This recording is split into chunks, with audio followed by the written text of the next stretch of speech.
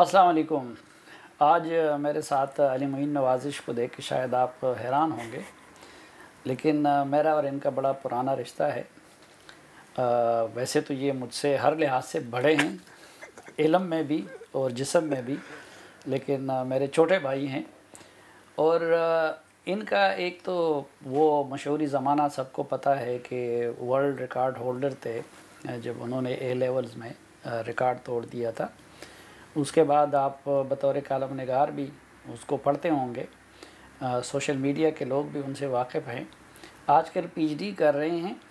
ख़ुद ये डॉक्टर तो नहीं हैं, लेकिन इनके वालिद साहब जो बहुत इंतहाई शरीफ आदमी हैं, वो भी डॉक्टर हैं और वालदा भी डॉक्टर हैं। लेकिन इनका कमाल ये है कि ये आराम से नहीं बैठते और सारा दिन इंटरनेशनल मीडिया को, इंटरनेशनल जो जर्नल्स हैं उनको कंगालते रहते हैं। और मैं भी हकीकतन इनकी रिसर्च से बहुत इस्तिफ़ादा करता रहता हूँ। ख़ुसूसन जब से ये कोरोना का या कोविड-19 का मामला सामने आया है, तो ये एक दिन से भी आराम से नहीं बैठते। और चाइना से लेके फिर जब वो मुंतकिल हो गया यूरोप और अमेरिका में, तो उसको फॉलो करते रहे। उसका अगर वैक्सीन पे कोई काम हो रहा है तो उसको भी फॉलो कर रहे हैं। इससे मुतालिक जितनी थ्योरीज़ है, उन थ्योरीज़ को पढ़ते भी हैं, डिबंक भी करते हैं। तो आज इसलिए मैंने इनको ज़हमत दी कि इनसे चंद बुनियादी चीज़ें हम जान सकें। पहली बात तो ये कि ये कोरोना आया कहाँ से, क्या वाकई ये कोई मैन मेड चीज़ है, कोई साजिश थी या कि नहीं, वाकई जिस तरह बताया जाता है उस तरह हुआ है। क्योंकि अब डोनाल्ड ट्रंप भी चीन को इल्ज़ाम देते हैं। दूसरा ये कि ये मामला इस वक्त पूरी दुनिया में किस मुल्क में किस हद तक फैला हुआ है, किसने कंट्रोल कर दिया, कैसे कंट्रोल कर दिया, किसके यहाँ काबू से बाहर है।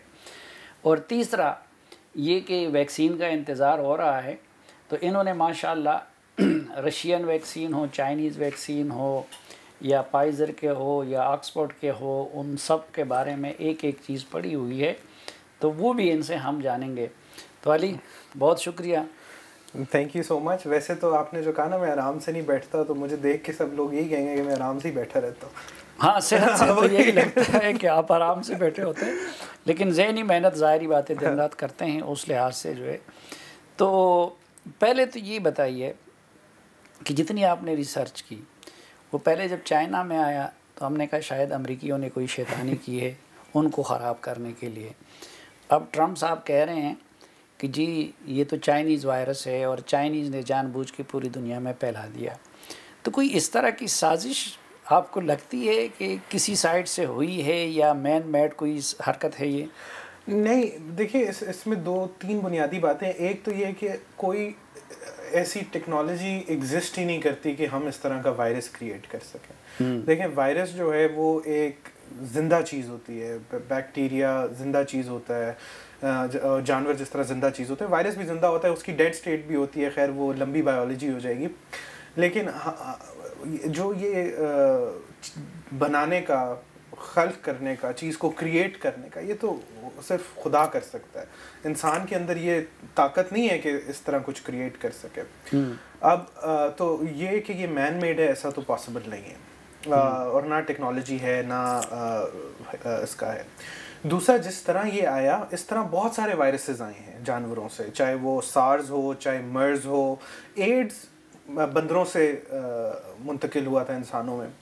तो ये इसी तरह, अब उसकी एग्जैक्ट क्या थी, चमगादड़ थी या कुछ और था, लेकिन एक एरिया से ये वायरस ओरिजिनेट हुआ और ये एनिमल्स से, यानी जानवरों से। अभी भी आप अंदाज़ा लगाएं कि हज़ारों वायरसेस हैं जो जानवरों में और इंसानों में नहीं है, लेकिन कभी ऐसा होता है कि वो वायरस जो है वो छलांग मार देता है जानवर से इंसान में और इंसान को इन्फेक्ट कर देता है।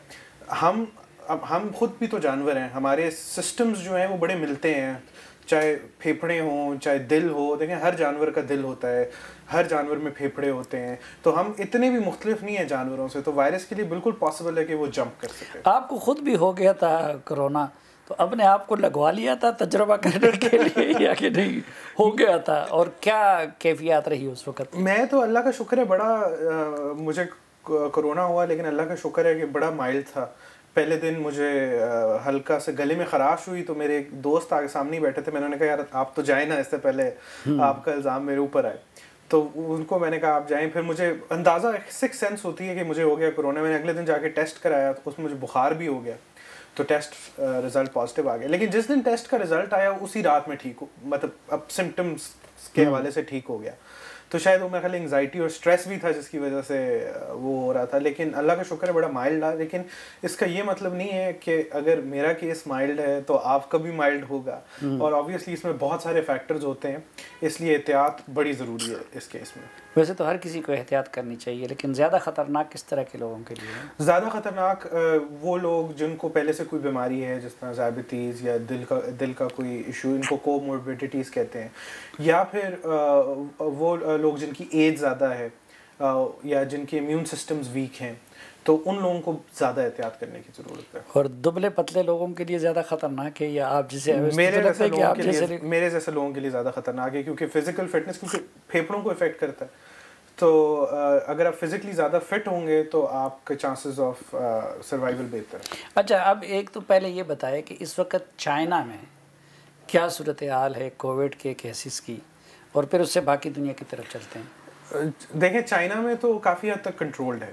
चाइना का ग्राफ अगर देखें, बस चंद केसेस उनके का दुका आ जाते हैं, उनको वो फिर ट्रैक एंड ट्रेस कर लेते हैं। एक वजह शायद इसलिए क्योंकि ट्रैक एंड ट्रेस बड़ा इसमें ज़रूरी है कि आप ट्रेस कर सकें कि एक बंदा जो था वो किधर गया, उस किस से मिला। तो चाइनीज़ तो वैसी सर्वेलेंस करते हैं अपनी पूरी आबादी की, तो उन्हें वो फ़ौरन पता चल जाता है, तो वो सब बंदों को कहते हैं क्वारंटीन करो। और फिर इस मामले में थोड़ा डिसिप्लिन भी वहाँ पर है कि जब किसी वो जो उनका अपना निज़ाम है, हाँ, सख्त और कम्युनिस्ट और निज़ाम अथॉरिटेरियन, वो उसके लिए काम आया है, उसके लिए काम है। लेकिन उसका ये कतई मतलब नहीं है कि दुनिया में ये निज़ाम होना चाहिए, क्योंकि उसके बहुत सारी और बुराइयां। हाँ। लेकिन चाइना को छोड़ के ऑस्ट्रेलिया और न्यूजीलैंड को देख लें, वहाँ भी उन्होंने बहुत बड़ी कामयाबी हासिल की। और वहाँ अथॉरिटेरियन निज़ाम नहीं है, लेकिन वहाँ डिसिप्लिन से, वहाँ एक्सट्रीम जमहूरियत है, वहाँ एक्सट्रीम जमहूरियत है। और उससे क्या हुआ कि लोगों ने सुना, लोगों ने कुर्बानी दी, उन्होंने चंद माह कुर्बानी दी, और उसका उनको फ़ायदा क्या हुआ कि अब वो सुकून से कुर्बानी मींस लॉकडाउन बर्दाश्त किया। उन्होंने लॉकडाउन बर्दाश्त किया, उन्होंने सोशल एक्टिविटीज़ नहीं की, और बड़ा सख्त लॉकडाउन और बड़ा तवील लॉकडाउन बर्दाश्त किया। अब ऑस्ट्रेलिया की जो वो स्टेट है मेलबर्न जहाँ है, उन्होंने कोई चंद माह तक वो लॉकडाउन में रहे, और अभी जाके उनके केसेस ख़त्म हुए हैं और वो खुले। ये अमेरिका में जो सुपर पावर है और जिसके पास हर चीज़ में उसको सबकत हासिल है, वहाँ सबसे ज़्यादा तबाही कैसे हुई? पॉपुलिज्म। अमेरिका में भी, यूके में भी। देखें, ये जहाँ जहाँ पॉपुलिस्ट वेव आई है ना, वहाँ आप देखेंगे कि वहाँ पोलराइजेशन भी ज़्यादा हुई है। जब पोलराइजेशन हुई है तो सियासत भी हुई है, जैसे ना पाकिस्तान में सियासत हो रही है। तो पॉपुलिज्म के नतीजे में ना कोई यूनिफाइड स्ट्रैटेजी रही है, ना इसको सीरियसली लिया गया। और ट्रंप का इन पर्टिकुलर, ट्रंप को डर ये था कि ट्रंप के सारी बुराइयों के बावजूद उसकी जो सबसे बड़ी कामयाबी थी, जिस पे अमेरिकी इलेक्शन अक्सर जीता जाता है, वो मैशत। कि अगर ये बहुत कम हुए अमेरिका की तारीख में कि एक सदर दूसरी टर्म ना जीते, और जब इकॉनमी अच्छी होती है तो सदर का दूसरी टर्म ना जीतने का सवाल ही पैदा नहीं होता। मईशत ने उठाया था, कोरोना ने डुबो दिया। कोरोना ने मईशत को डुबोया और मईशत ने ट्रंप को डुबोया। अच्छा, यानी जो उसकी अचीवमेंट्स थी, वो अचीवमेंट थी, वो फ्लिप हो गई। और फिर चूंकि मईशत डूबी तो उन्होंने कहा मईशत क्यों डूबी? इसलिए डूबी क्योंकि उसने कोरोना में हैंडल किया। कोरोना किसने में हैंडल किया? ट्रंप ने किया, और वो गया। अच्छा, और ये इटली और बरतानिया, इन जैसे ममालिक में क्यों इतनी बड़ी तबाही हुई और अभी तक वो को कंट्रोल भी नहीं कर सके? देखिए, एक तो डिसिप्लिन की बात, जो डिसिप्लिन कौमें थी ना, जिस तरह सिंगापुर को देख लें, जापान को देख लें, उन्होंने काफ़ी हद तक कंट्रोल रखा कि लोगों ने सब चीज़ें फॉलो भी की जो गवर्नमेंट की तरफ से उन्हें आया था।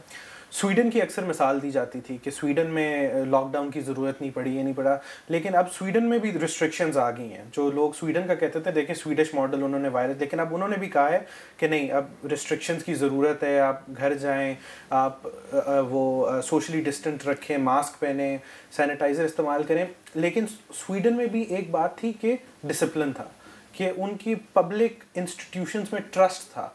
तो जब वो कुछ कहते थे तो लोगों ने उनकी बात सुनी, तो इस वजह से भी वहाँ पर वायरस ने इतनी तबाही नहीं की कि इतनी रिस्ट्रिक्शंस नहीं थी, लेकिन अब उन्हें भी रिस्ट्रिक्शंस की तरफ आना पड़ा। वर्ल्ड इकॉनमी को कितना इफ़ेक्ट किया है और किस किस सेक्टर को ज़्यादा इफ़ेक्ट किया है और किस मुल्क को ज़्यादा इफ़ेक्ट किया है? देखें, वर्ल्ड इकॉनमी में इफ़ेक्ट सबसे ज़्यादा इंडस्ट्री की बात करें तो ट्रैवल, टूरिज़्म, इन इंडस्ट्रीज़ को बहुत इफ़ेक्ट हुआ। मैन्युफैक्चरिंग, फूड को शायद इतना नहीं हुआ, लेकिन एंटरटेनमेंट इंडस्ट्री, हॉलीवुड से लेकर जो बिजनेसेस हुए, मतलब कोई ऐसी इंडस्ट्री नहीं है मेरा ख्याल है जो इफ़ेक्टेड नहीं रही। रेस्टोरेंट्स ले लें, शॉपिंग मॉल्स ले लें, हर इंडस्ट्री इफ़ेक्ट हुई है। पूरी दुनिया को दुनिया ने अभी तक मिला के 200 खरब डॉलर लगाए हैं इसका ज़ाला करने की कोशिश करने में, और अभी भी पूरा नहीं हुआ। सो अभी भी ये प्रोसेस चल रहा है। 20 ट्रिलियन डॉलर्स, मेरी कन्वर्जन अगर ठीक है तो 200 खरब डॉलर ही बनते हैं। तो ये इतना नुकसान हो चुका है, और अभी आप एक्सपेक्ट ना करें कि 4-5 साल कम से कम लगेंगे इकोनॉमी को वापस उस सतह पे जाने पे जहाँ पर हमने प्री पेंडेमिक छोड़ी थी। अच्छा, और ये जो आप कह रहे थे ना कि देखिए कि जिन कौमों में ऑर्गेनाइजेशन थी वो मुनज़्ज़म थे तो उन्होंने अच्छी तरीके से कंट्रोल कर लिया। अब जो हमारी कौम है वो तो कौम के तारीफ़ पे भी पूरी नहीं उतरती, एक इंसानों का हुजूम है। और हमारे यहाँ तो अगर लॉकडाउन था तो वो भी बराए नाम था, हमने उसकी ऐसी तैसी कर ली थी। स्मार्ट लॉकडाउन तो ड्रामे के सिवा कुछ नहीं था, और कोई हमारी हुकूमत भी इतनी ज़्यादा उसने कोई फुर्ती नहीं दिखाई।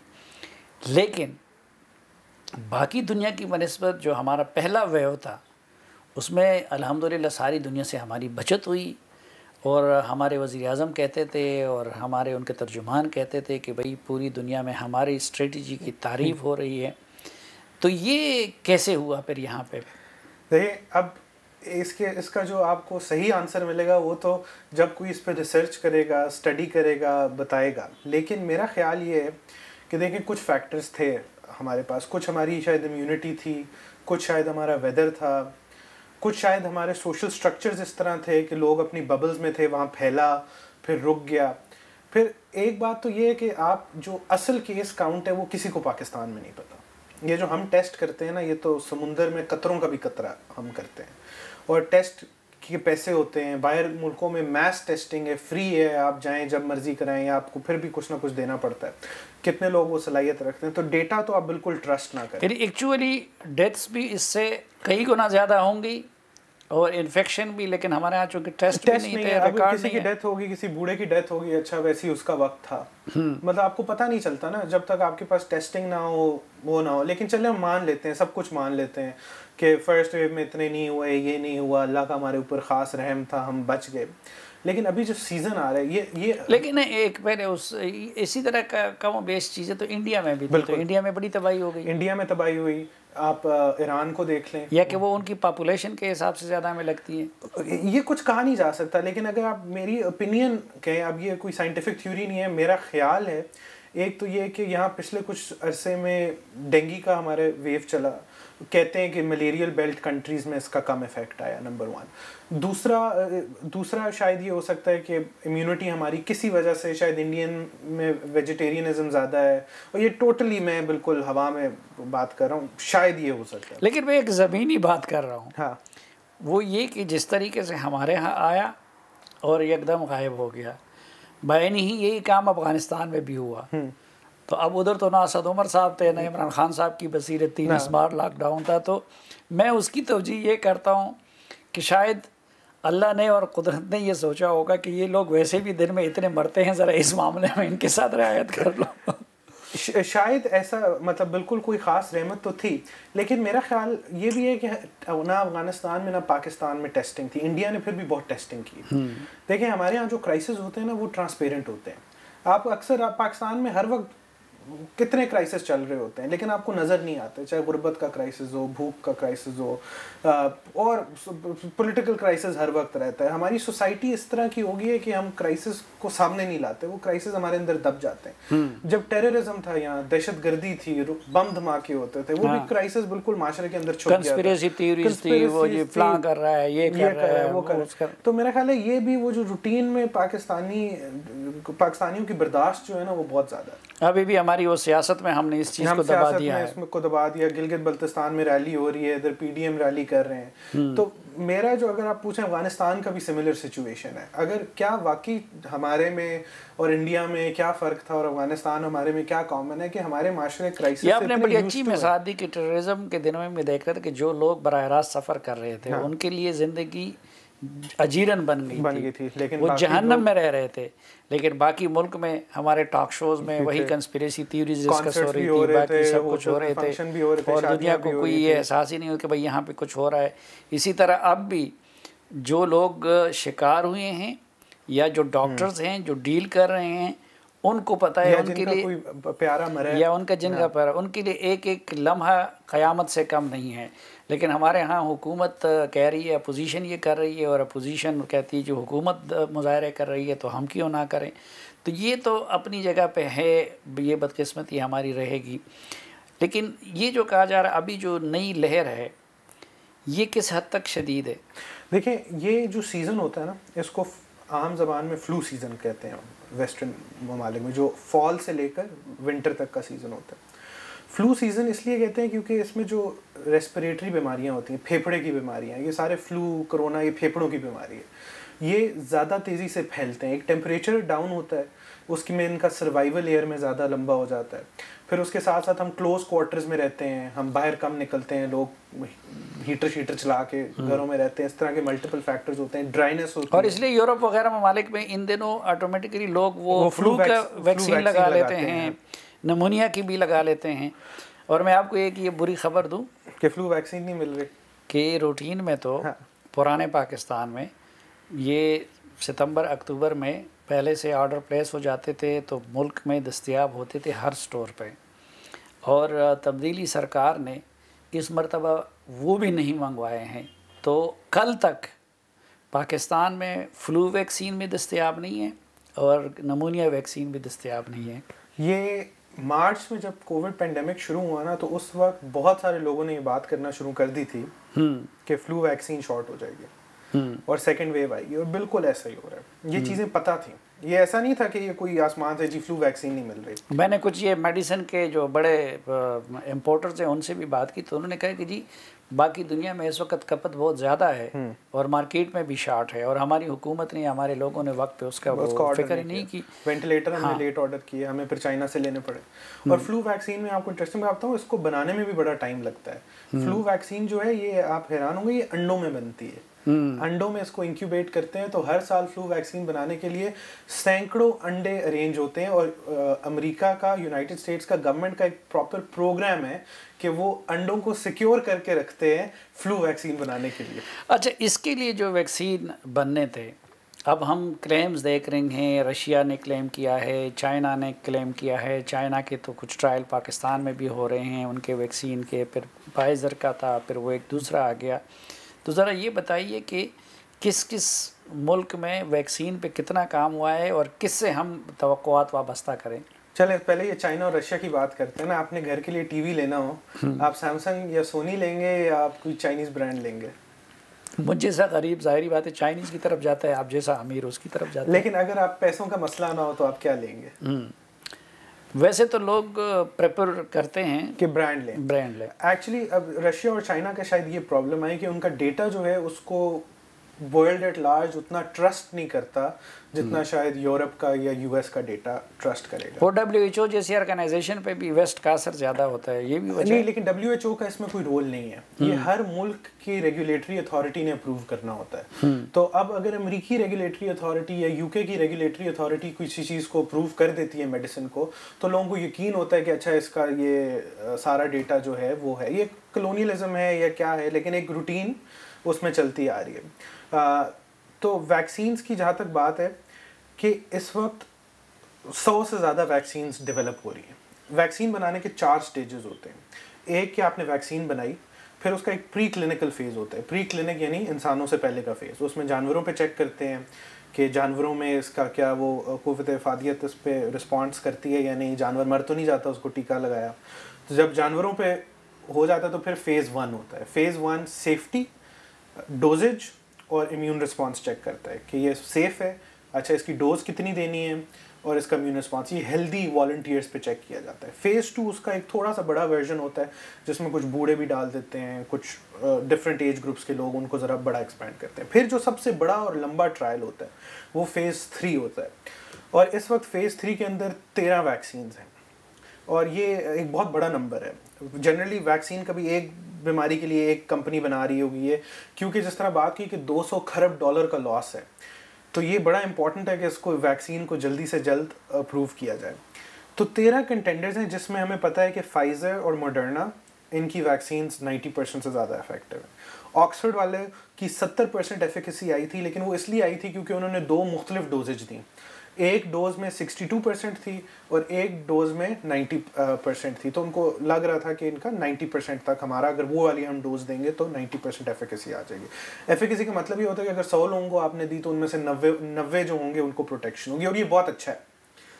उम्मीद ये की जा रही थी कि अगर 50% एफिकेसी भी आ गई तो वैक्सीन अपना काम दिखा देगी। वैक्सीन को ज़रूरी नहीं है कि हर एक को वैक्सीन लगे, लेकिन अच्छा है कि ज़्यादा से ज़्यादा लोगों को लगाएं।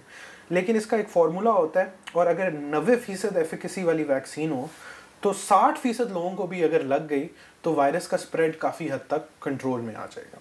और ये अभी बेसिकली टारगेट है कि वैक्सीन ज़्यादा से ज़्यादा आए, ताकि ज़्यादा से ज़्यादा मैन्युफैक्चर हो, ज़्यादा से ज़्यादा जाएं, ज़्यादा से ज़्यादा लोगों को लगें, और एज सून एज कि हम 61% आबादी को वैक्सीनेट कर लें तो दुनिया जो है वो नॉर्मल की तरफ जाना शुरू करे। अच्छा, इसमें अभी जो फाइज़र वाले हैं वो उसके लिए तो जो टेम्परेचर चाहिए उसमें तो पाकिस्तान जैसे मुल्क पे लाना भी मुश्किल होगा। तो ये जो चाइनीज़ है वैक्सीन है और या जो रशियन वैक्सीन है, मैं तो एक इसलिए कि ज़ाहिर बात है वो अगर अपने लोगों पे ट्राई कर रहे हैं तो कोई मुल्क भी तो ये नहीं चाहेगा ना कि अपने लोगों की ज़िंदगियों का रिस्क ले। तो हमें किसकी तरफ तवज्जो देनी चाहिए और कौन सा कब हमारे मुल्क में आ सकता है?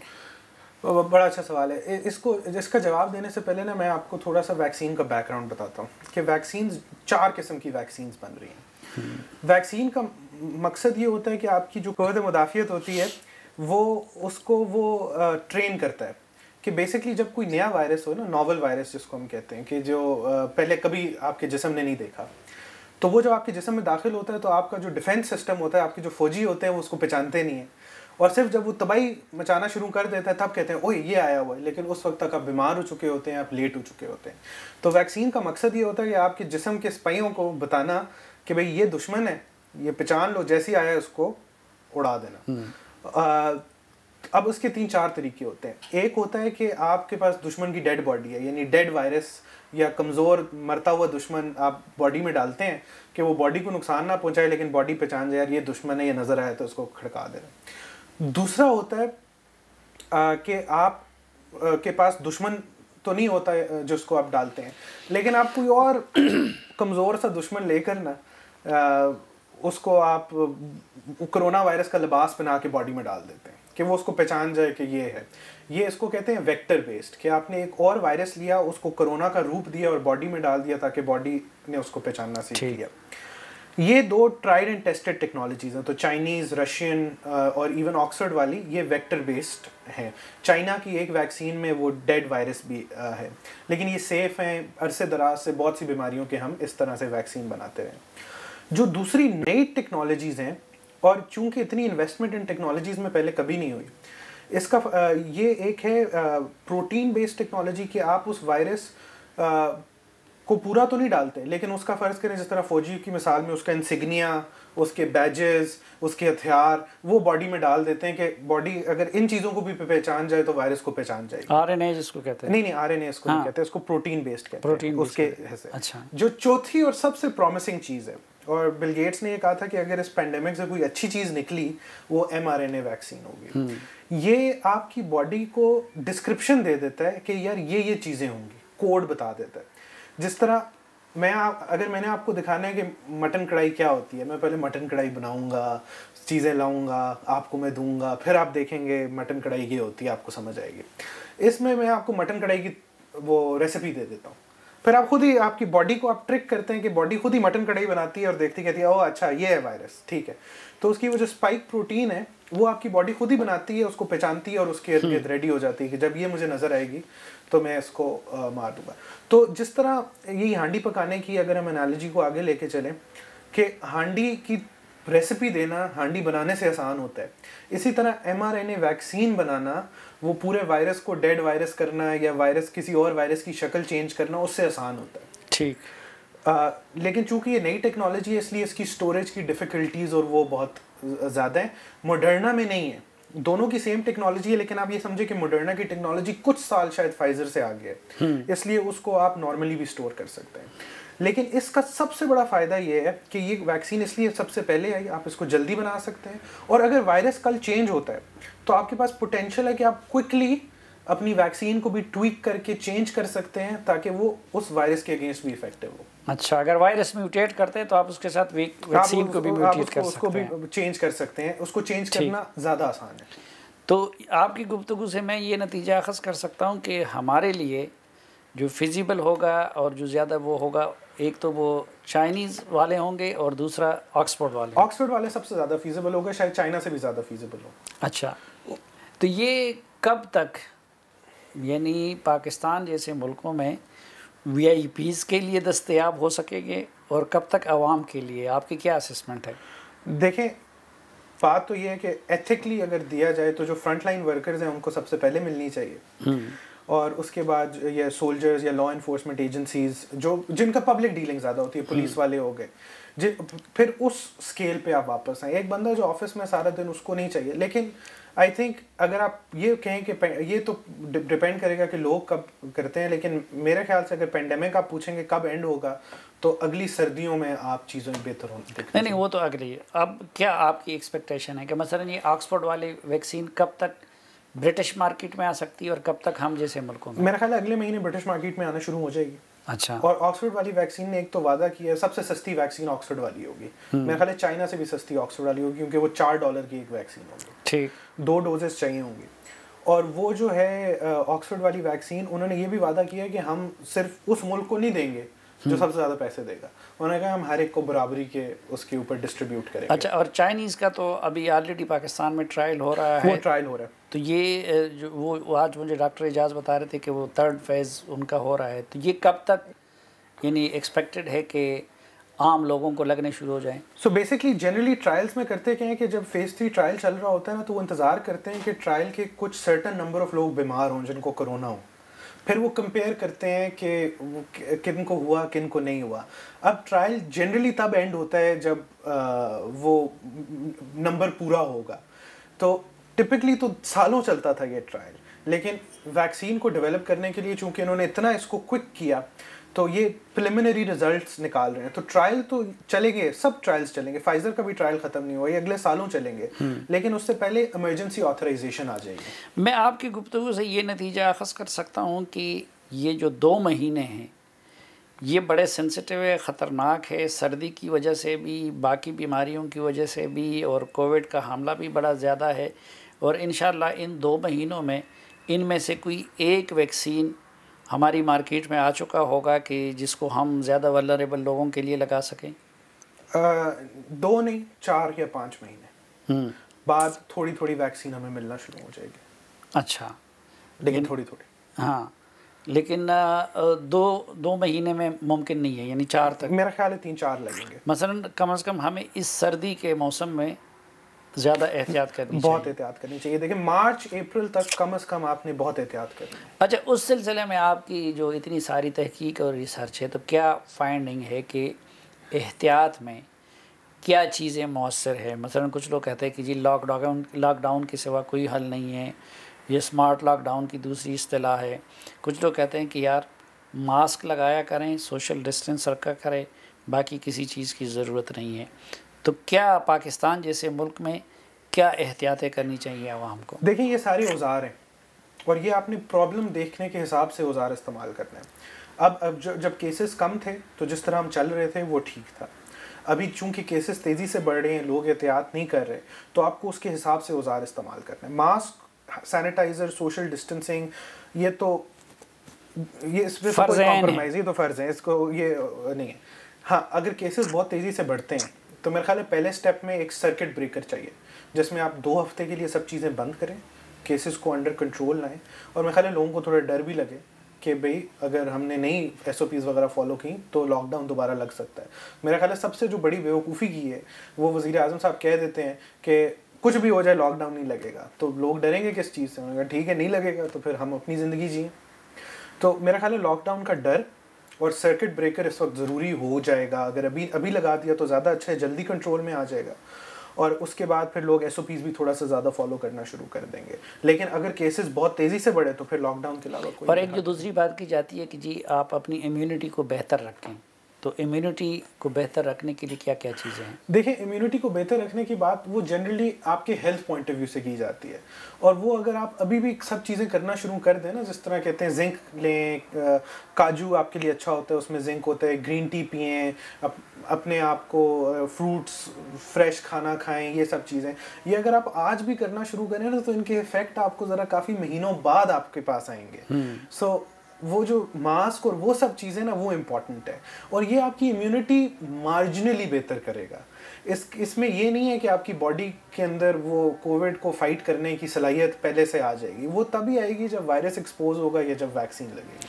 अच्छा, और ये जो पहले कहा जा रहा था कि जी बच्चे इफ़ेक्ट नहीं होंगे, आप चूँकि ख़ुद एजुकेशन भी आपका शोबा है, लेकिन अब के बार ये कहा जा रहा है कि नहीं अभी बच्चे भी इफ़ेक्ट हो सकते हैं, या स्कूल बंद करने क्यों ज़रूरी है? बाज़ार हमने बंद नहीं किए, जल से नहीं रोके, लेकिन स्कूल बंद किए जा रहे हैं। देखें, स्कूल मेरा तो ये है कि स्कूल सबसे आखिरी चीज़ होनी चाहिए जिसको बंद करना चाहिए, पहले बाकी चीज़ें बंद होनी चाहिए। फ़ायदा नहीं है कि बच्चा जो है वो स्कूल नहीं जा रहा लेकिन शॉपिंग मॉल जा रहा है। लेकिन हैविंग सेड दैट, वो मेरा नज़रिया अपना, साइंस ये भी बताती है कि बच्चों को खुद शायद इतना इफेक्ट नहीं होता, लेकिन बच्चे बड़े इफेक्टिव स्प्रेडर्स हैं। कि बच्चे कोविड-19 के वायरस को बड़ी तेज़ी से स्प्रेड करते हैं, क्योंकि एक तो वो मास्क भी नहीं पहनते उस तरह वो SOPs भी फॉलो नहीं कर सकते, और चूंकि वो स्कूल से आ जाता है बच्चा, उधर दादी उसको चूम लेता है, हाँ, और वो लेती है तो जाहिर बात है उसकी, या माँ उसको चूम लेता है, तो और बहुत सारे मुख्तलिफ घरों के बच्चे आते हैं एक जगह, फिर वो उन मुख्तलिफ घरों पे जाते हैं। तो ये भी एक फैक्टर है कि अगर एक भी वायरस हो तो उसके लिए पाथवे बड़ा इजी है। शॉपिंग मॉल में आपके पास इतने बच्चों से शायद वो इंटरेक्शन ना हो, या इतने और लोगों से उस लेवल का, जो स्कूल में एक प्रोलॉन्ग्ड एक्सपोजर होता है। अच्छा, ये अभी तक तो हम फ्लू और नमूनिया के वैक्सीन नहीं मंगवा सके बाहर से, और ये तो चीनियों ने मेहरबानी की थी कि ये कुछ उन्होंने ख़ुद हमें ऑफ़र किए हैं। तो ये जो परसों हमारे प्राइम मिनिस्टर साहब ने कह दिया है कि हम अपने वैक्सीन की तैयारी पे काम शुरू कर रहे हैं, तो ये क्या है? ये वही बात है कि जब सब कुछ किसी और ने कर दिया है तब हमने कहा यार हम भी ज़रा कुछ कर लेते हैं। बना भी लिया तो उसके ट्रायल्स करने का क्या टाइम होगा, उस वक्त तक कोई ना कोई वैक्सीन अप्रूव हो चुकी होगी, और बाय द टाइम हमारे ट्रायल्स पूरे होंगे या हम बना के बैठे होंगे तो मार्केट में आराम से अवेलेबल होगी। और इसमें कुछ लोग कहते हैं ना, एक बात अक्सर लोग सोशल मीडिया पे करते हैं कि पाकिस्तान को कौन वैक्सीन देगा, ये वो नहीं। इस मामले में मैं कहता हूँ बेफिक्र हैं, हम दुनिया की मजबूरी है।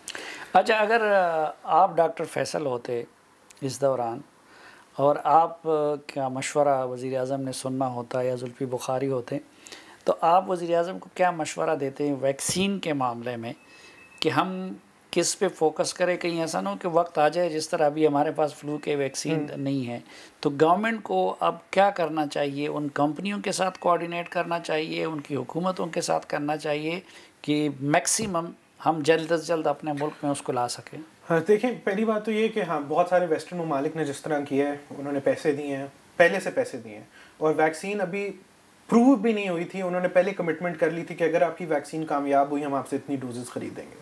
कुछ मुल्कों ने तो बिलियंस ऑफ डॉलर्स दे भी दिए, अमेरिका ने इन पर्टिकुलर, जिसकी वजह से इतनी रैपिड डेवलपमेंट हुई। तो एक तो हमें कम से कम कोई ना कोई मुआहदे जो भी हमें मिलते हैं कर लेने चाहिए। देखिए, अब यूके ने मॉडर्ना के साथ नहीं किया था, तो यूके को ऑक्सफोर्ड वाली तो दिसंबर में शायद मिल जाए, फाइजर वाली की भी कुछ डोजेस मिल जाए, लेकिन मॉडर्ना की उनकी बारी अभी मार्च में आएगी। अच्छा, अभी उन्होंने जब ऑर्डर किया तो उनकी बारी मार्च में आएगी, जो बड़ा ज़्यादा उन्होंने ऑर्डर किया। तो हमें अभी कुछ ऑर्डर्स तो प्लेस कर देने चाहिए, एटलीस्ट डॉक्टर्स के लिए, वनरेबल पॉपुलेशन के लिए। और उसके साथ साथ ये है कि हमें वैक्सीन तो मिलेगी, क्योंकि दुनिया को 60% आपने इम्यूनाइज करना है इस वायरस को ख़त्म करने के लिए, कम से कम पेंडेमिक को ख़त्म करने के लिए। और दुनिया की कोशिश यही होगी, WHO इसमें मुख्तलिफ कोलिशंस भी बनी हुई हैं जिन्होंने ये कमिटमेंट की है कि वो तमाम डेवलपिंग कंट्रीज़ को वैक्सीन देंगे। तो वैक्सीन आएगी, शायद थोड़ी देर से आए, तो जो इमीडिएट नीड्स हैं उसके लिए हमें डायरेक्ट कंपनियों से रब्ता करना चाहिए और शायद डिप्लोमेटिक रिलेशन इस्तेमाल करके चाइना से कहें कि हमें ज़्यादा से ज़्यादा वैक्सीन जल्दी दे दें। बहुत शुक्रिया अली मोइन नवाजिश। नाजरीन, आपने गुफ्तगू मुलाहिज़ा की, यकीनन इसमें हमारे लिए भी बहुत कुछ है सोचने का और सीखने का, और हमारी हुकूमत के लिए भी। आज के लिए इतना ही, इंशाअल्लाह मुलाकात होगी अगले वीडियो में।